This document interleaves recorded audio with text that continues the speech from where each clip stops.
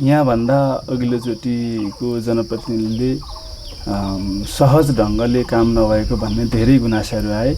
लगभग साकेलामा पूर्व निर्वाचित जनप्रतिनिधिहरू कोही पनि निर्वाचित हुन सक्नु भएन। यसको कारण के पनि मलाई जस्तो लाग्छ भने समग्र जनतालाई चाहिँ सोचे जस्तो जनताले चाहे अनुसार काम गर्न नसकेको हो कि भन्ने एउटा भानले गर्दा आज कोही पनि निर्वाचित हुन सक्नु भएन।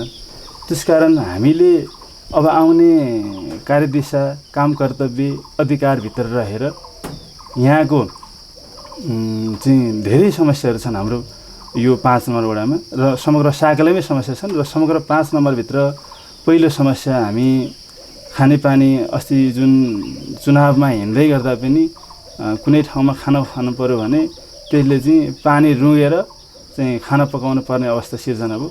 त्यसलाई चाहिँ तत्काल समस्या समाधान गरियो भने एउटा पहिलो समस्या समाधान त्यहाँबाट हुन्छ र लगायत अरू धेरै समस्याहरू छन्। ती समस्याहरू पनि बिस्तारै समाधान गर्दै जानेछौँ। र हाम्रो पहिलो अर्को समस्या वडा भवन हामी विहीन छौँ।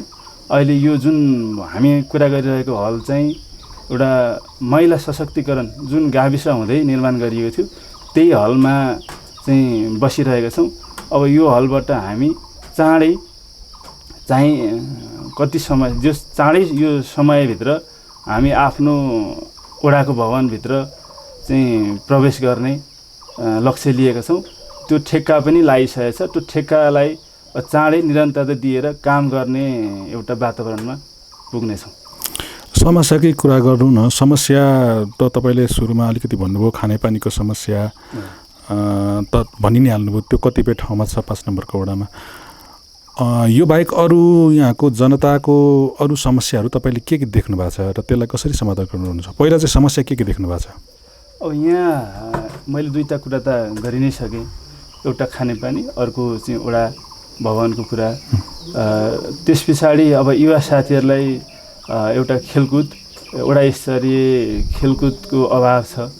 त्यो कुरा एउटा समस्यालाई हामी समाधान गर्ने लक्ष्यमा लिएको छु।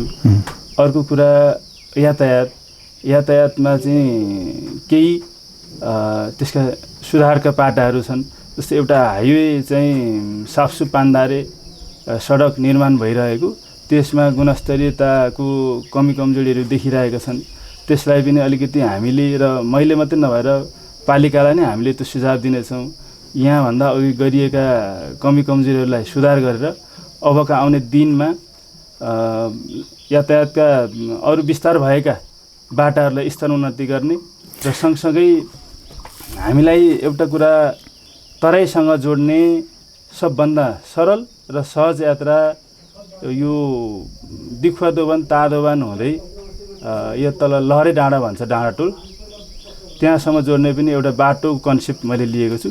ती समस्या समाधान गरियो भने र अर्को शिक्षामा सबैभन्दा हामी कमजोर छौँ।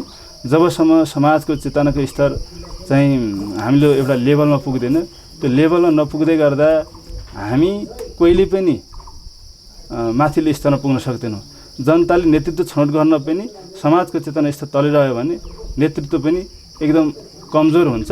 त्यसकारण हामीले शिक्षालाई अलिकति प्राथमिकता पनि दिनुपर्छ भन्ने मेरो ध्येय छ। शिक्षाको स्तर वृद्धि गर्नको लागि चाहिँ के गर्नुपर्छ? अब समग्र सबै कुरा त वडाबाट पनि सम्भव नहोला। अब त्यहाँ एउटा पालिकामा पनि एउटा समिति बन्छ। त्यो समितिमा अध्यक्ष हाम्रै आफूसँगै निकट भएकोले चाहिँ एकदम सबैलाई समान समेटेर वैज्ञानिक र आधुनिक तरिकाको चाहिँ एउटा समिति बनाएर त्यसलाई यहाँका समस्याहरू जस्तै कस्तो छ भने शिक्षा चाहिँ अहिले हामीले अभिभावकले पनि अलिक चासो नदिएको र शिक्षकहरूले पनि सोचे जस्तो गर्न नसकेको अवस्था, विद्यार्थीहरूलाई पाठ्यक्रमको चाहिँ समयमा व्यवस्थापन नहुनु, अरू कक्षा कोठाको व्यवस्थापन नहुनु, उनीहरूलाई चाहिँ हाम्रो अर्को समस्या भनेको विद्यालय आउन जानै 1 घन्टाको समय लाग्ने अवस्था छ। त्यो चाहिँ त्यहाँबाट आउँदा विद्यार्थी थकित भइसकेको हुन्छ। त्यसलाई चाहिँ कसरी सहजीकरण गर्न सकिन्छ? अर्को विद्यार्थी दिउँसो बिहान चाहिँ 8 बजे हिँडेर विद्यालय आउनुपर्छ र बेलुका 6 बजे पुग्छ। ऊ दिउँसो त्यो खाजा चाहिँ भोकको थकानले गर्दा उसले चाहिँ आफ्नो मेमोरी शक्ति जुन एउटा हुन्छ त्यो चाहिँ भोक र प्यासले गर्दाखेरि उसलाई पढ्नतिर ध्यान भन्दा पनि उसलाई चाहिँ आफ्नो पेट कसरी गुजार्ने भन्ने समस्या छ। अब त्यसलाई चाहिँ राज्यले पनि एउटा दिवा खाजा भनेर दिएको छ। हाम्रो वडामा चाहिँ अहिले पैसै दिने गरिएको रहेछ। त्यो पैसा चाहिँ अब क्यान्टिन, मेरो कन्सेप्ट चाहिँ क्यान्टिनको व्यवस्थापन गरेर विद्यार्थीलाई ताजा खाजा व्यवस्थापन गर्ने हो कि भन्ने एउटा सोच लिएको छु। त्यो चाहिँ वडाले केही त्यहाँ सहजीकरण गर्नुपर्ने अवस्था छ भने मैले हिजो सरलाई पनि केही सरलाई भने त्यस्तो सहजीकरण गर्नुपर्ने अवस्था छ भने हामीले यहाँहरूको साथ सहयोग रहोस्। अपेक्षा के छ, हामीले कति गर्नुपर्छ त्यो पनि गर्न तयार छौँ भनेर मैले केही सरहरूलाई पनि भनेको छु। यो त तपाईँले विद्यालयको संरचनाको कुराहरू पनि गर्नुभयो होइन। त मैले तपाईँलाई सोध्न खोजेको कुरा चाहिँ अहिले यो चाहिँ हाम्रो यहाँको मात्रै समस्या होइन, देशभरिकै समस्या के छ भने सरकारी सामुदायिक विद्यालयहरूप्रतिको जुन आकर्षण हुनुपर्ने, जसरी हुनुपर्ने र ती विद्यालयहरूमा जसरी खचाखच विद्यार्थीहरू हुनुपर्नेमा अहिले चाहिँ ती विद्यालयहरूमा विद्यार्थीहरू एकदम कम हुने होइन। संरचनाको हिसाबमा भवनहरू, शौचालयहरू, तार जाली बारबेर सबै त्यो एकदम राम्रो हुने, तर विद्यार्थी कम।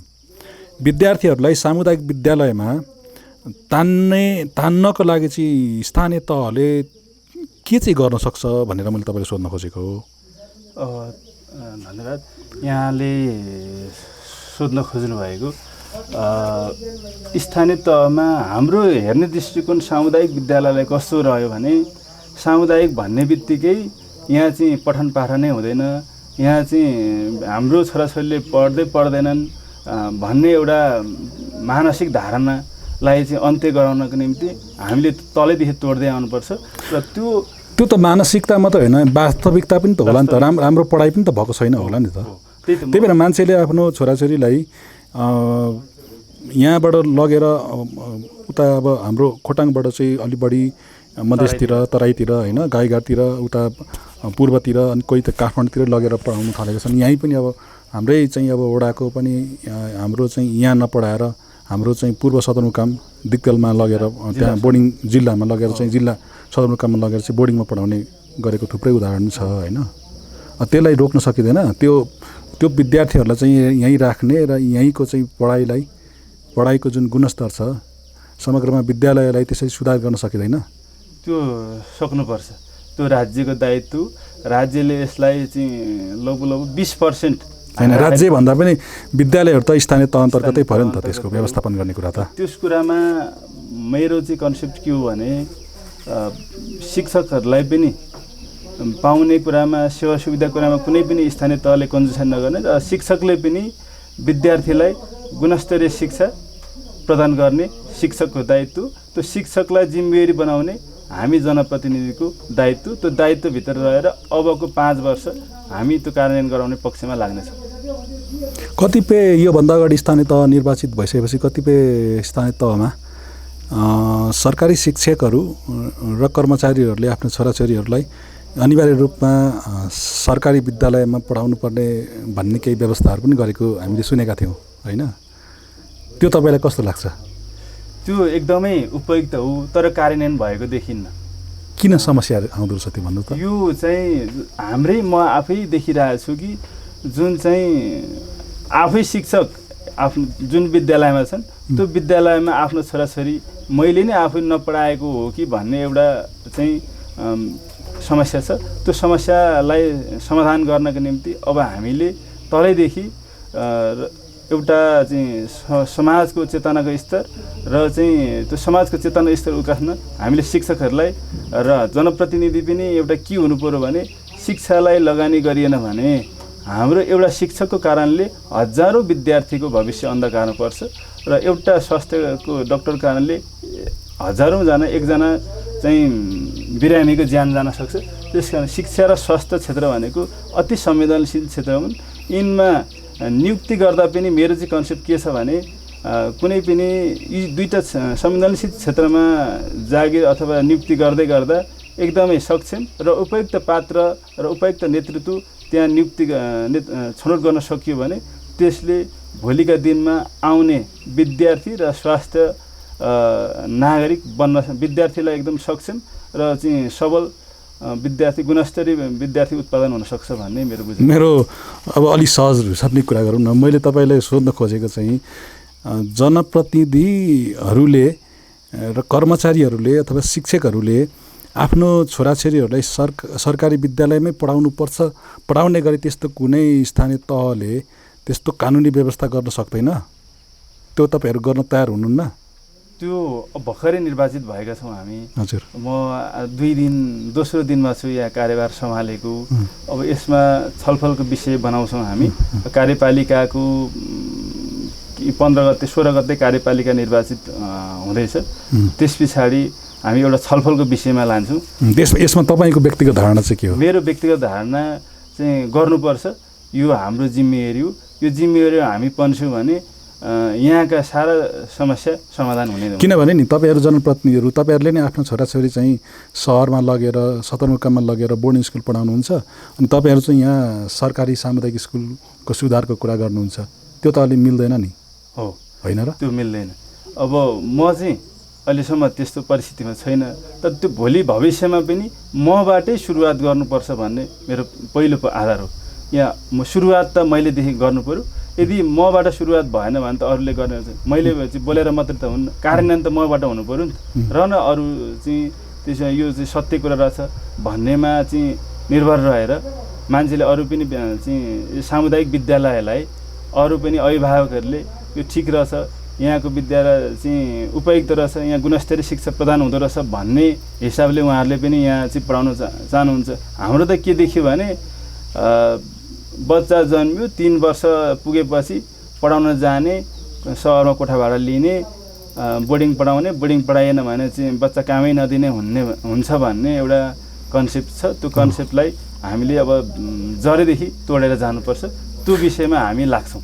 अर्को समस्या, साझा समस्या हाम्रो देशकै बेरोजगारी होइन छ र किसानहरूको समस्या समाधान नहुने र युवाहरूले रोजगार नपाउने छ। खास गरी बेरोजगारी जुन समस्या छ त्यसलाई कसरी हल गर्न सकिन्छ होला? गाउँ स्तरमा स्थानीय तहले त्यसलाई के गर्न सक्छ होला? हाम्रो पहिलो आधार भनेको कृषि। कृषिमा उत्पादकतामा बढी ध्यान दिनु पऱ्यो। उत्पादकतामा ध्यान दिएपछि मान्छे बजारीकरणको व्यवस्थापन जिम्मा स्थानीय तहले लिनु पऱ्यो। किनबेच जुन चाहिँ एउटा किसानले उत्पादन गरेको सामान हामीले बजारसम्म पुर्याइदिने र त्यसलाई सहज बजारको किनबेच खरिद बिक्री सहज तरिकाले गरिदिने हो भने धेरै त्यो तपाईँले जिम्मा लिनु, त्यो व्यवस्थापन गर्नुहुन्छ। कृषकले उत्पादन गरेको जुन सामग्री हुन्छ होइन, उत्पादन गरेको विभिन्न वस्तु हुन्छ, त्यसको खास गरी बजार नपाउने समस्या छ क्या अहिले होइन। त्यो बजारको व्यवस्थापन अथवा त्यसको मूल्य छ नि, त्यसको एउटा न्यायिक मूल्य चाहिँ राखेर त्यसको जिम्मा चाहिँ स्थानीय तहले तपाईँहरूले लिन सक्नुहुन्छ त? त्यो लिनुपर्छ। अहिले यहाँभन्दा अघिल्लो सरकारले गरेका 5-7 करोड चाहिँ व्यक्तिगत रूपमा एउटा फर्मको नाममा सञ्चालन गर्दै आयो। व्यक्तिगत रूपमा फर्म सञ्चालन गर्दै आएका व्यक्तिगत रूपमा दिनुभन्दा हामीले 5-7 करोड 10 करोड चाहिँ एउटा फन्ड बनाएर घाटा या नाफा जे हुन्छ त्यसलाई घाटा भए पनि त्यो फन्डबाट बिहोर्ने, नाफा भए पनि पालिकाको आम्दानीको स्रोतको रूपमा लिएर त्यसरी चाहिँ एउटा चाहिँ बजारीकरण गर्न सकियो भने र गर्नुपर्छ। त्यो गर्दाखेरि किसान पनि बेरोजगार रहेन, युवा साथीहरू पनि त्यहाँ चाहिँ धेरै हदसम्म, सबै 100% भन्ने त रहँदैन, तर धेरै हदसम्म न्यूनीकरण हुने अवस्था म देख्छु। तपाईँले चाहिँ अबको 5 वर्षको अवधि जुन बिताउँदै गर्दाखेरिको त्यति बेलाको सिस्टम चाहिँ के बनाउनुहुन्छ? कसरी यहाँको जनतालाई खुसी पार्नुहुन्छ? त्यो चाहिँ भनिदिनुहोस् न। अब 5 वर्ष हाम्रो पहिलो आधार स्तम्भ त यहाँ बेरोजगारलाई न्यूनीकरण गर्नेदेखि लिएर त्योभन्दा ठुल्ठुलो समस्या अघि मैले नै भने खानेपानी पहिलो हाम्रो समस्या, सिँचाइ खानेपानी पहिलो समस्या छ। त्यो समस्या समाधान गर्नको निम्ति म लाग्नेछु। र सँगसँगै भोलिका दिनमा यहाँका युवा साथीहरूलाई कुनै पनि कृषि क्षेत्रमा चाहिँ इङ्गेज गराउन सकियो भने त्यसले समाजमा झैझगडा पनि हुन्न, आफ्नो कामको निरन्तर लागिरहन्छ, उसले चाहिँ आफ्नो दैनिकी र आफ्नो चाहिँ उन्नति कसरी हुन्छ भनेर ऊ त्यहाँ लाग्छ।